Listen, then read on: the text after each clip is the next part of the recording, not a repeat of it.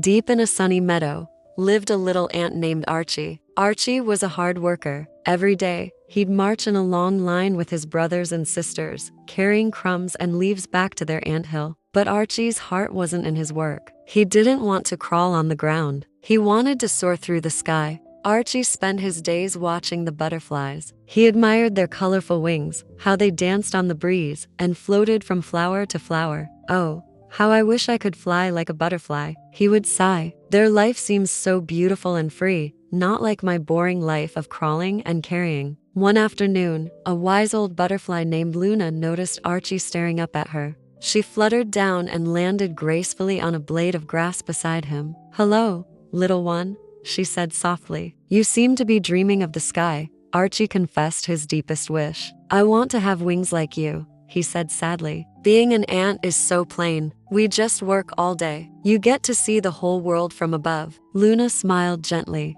"Flying is wonderful," she agreed, "but being an ant is special too. You have incredible strength. I've seen you carry things 10 times your size. Your whole colony works together to build amazing homes and find food. You are a community, a family. That is a kind of magic I'll never know." Archie had never thought of it that way. He looked at his strong legs and remembered the satisfaction of working with his family to build their home. He thought about how they all shared their food and protected each other. Luna continued, "We all have our own special gifts, Archie. I can fly, but I can't build a home like yours. You are strong and part of a mighty team. The world needs ants just as much as it needs butterflies." From that day on, Archie still admired the butterflies, but he no longer wished he was one. He marched with a new sense of pride, knowing his strength and his role in the world were just as important as flying. He learned that happiness isn't about being someone else, but about appreciating the wonderful, unique individual you already are. We hope you enjoyed this story.